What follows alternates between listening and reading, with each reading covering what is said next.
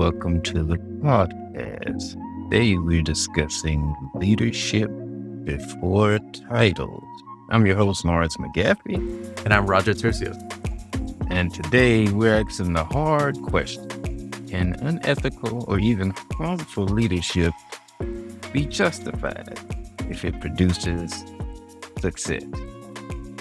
We have 3 case points. We're talking about some celebrities, Travis Kalanick, and then some pioneers of psychology. A few key insights and then some unanswered questions to reflect. A few key points for celebrities. Success doesn't excuse unethical leadership. When we think of success, we often imagine fame, fortune, power, influence, but then those people at the top, they just seem untouchable.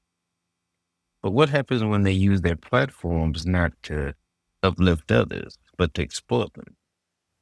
Just came out today. We had the example of Jared Leto. Of course, we have P. Diddy's case going on, Harvey Weinstein, Bill Cosby, Jeffrey Epstein, R. Kelly, all these people who are in positions of power, running companies, running businesses,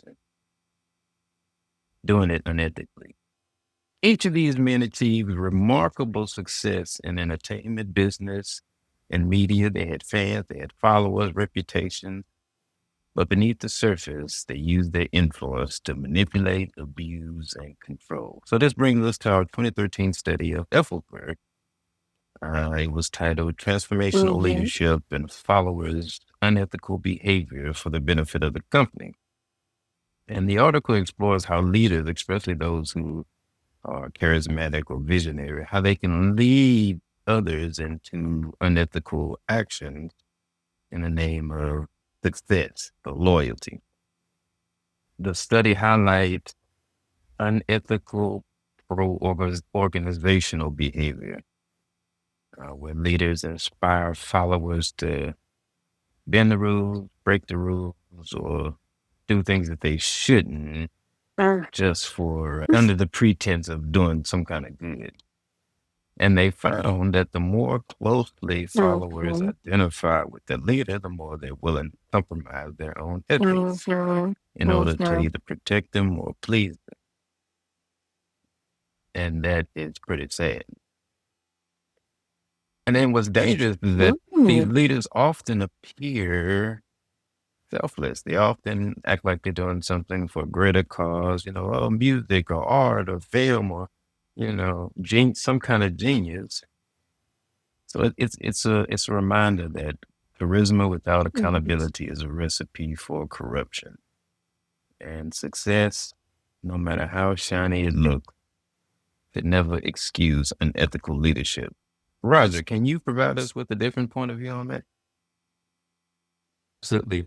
And thank you for, really introducing that topic to us. Often if a leader is, hitting every target, recording profits, showing some rapid growth, or maybe even transforming that company or even that industry, it's really easy for the individuals outside like ourselves or even the customers to think that that leader is doing something right. And so sometimes we measure leadership really by just the outcomes. What's coming out of it? Did he make more money than last year? Are the numbers up? Are they expanding? And so the thing here is not all success is really built to last. Sometimes those very tactics that create rapid success can sometimes lead to even long-term damage, really because we don't know what is happening internally. And so this is really the case for Travis Kalanick, was the co-founder of Uber. So Kalanick was really widely celebrated during Uber's rise. He was bold, he was ambitious, he did something that not many people were doing, taking on his idea that is still active in me. I personally also use Uber's today. And he really pushed the company into markets, kind of disrupted the norm of what the taxi industry was like, and really built something out of it.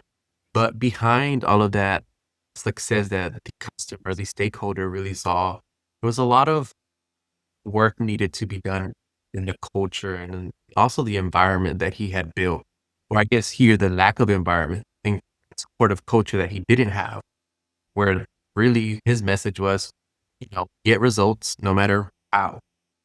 Research shows that leadership is not just really about the tasks or Mhm. even about the result. It's really on those values and making sure that leaders within the organization are following those values. Employees shift their own ethical decision making frameworks to align with those that their supervisors use. And so when a leader is pushing speed or is pushing innovation at cost of ethics, it really starts to filter down and degrade the company as a whole. So, yes, a leader can absolutely look successful on the surface or on TV or even on paper through gains, financial gain. But if that success is not really rooted on ethics or even integrity, then it's only temporary. And worse, it can also leave a mess for that company. Mhm. And for Elizabeth Holmes' company, they pushed a sort of ideal that meeting their goals made them more noble. And she ran the company practiced tactics that made sure they reached their goals. And if they didn't, they were rejected, shunned, kind of like a cult, a little bit of a cult like system was happening. And so they praised their employees for their birthdays. They did things that made them feel positive, but when it came to the organization itself and the internal processes, there was this Western idea, this Western culture influence of just success, dominance, decision making. There was nothing there for creativity, just meeting goals and becoming successful and being successful in that capitalist world. But we know that she practiced very unethical strategies to get there, completely lied about lots of numbers and the success of it was the blood transfusion or the blood that she was creating. They punched the numbers. It was pretty sad. She had a very big downfall, very big downfall. But Um, so we know that that was very unethical. But then I think about pioneers of psychology, and I want to kind of transition into that really quick because although we know now that a lot of their tactics and experiments are unethical, we think about little Albert and the rat and the way that they discovered positive or just reinforcement tactics. I'm sure you've heard of the experiment where they had little Albert in a room, and every time they showed him the rat, they made this huge noise in the room he was in. And it was so shocking and surprising to him.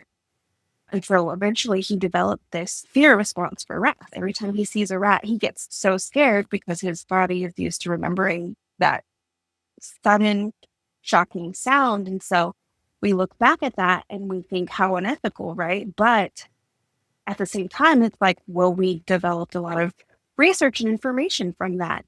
And so that goes to prove that people will listen to a person in authority, a leader, because they kind of feel that maybe that person has great reason, they have moral correctness, they're ethical, and what they're doing may be correct and okay, but it doesn't. So that's that moral persuasion. It's not really coercion because the person kind of decides to do it on their own, but it does show how um, unethical some things can be. But it does.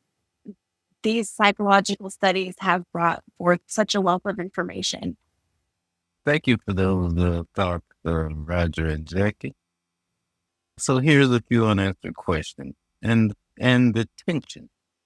What if the unethical approach gets results that others can't? Would you rather work under a successful but unethical leader or an ethical but less visionary one? And is there any modern unethical studies or leadership scenarios happening right now? Today, we explored some tough realities, charisma, success, and the dark side of leadership.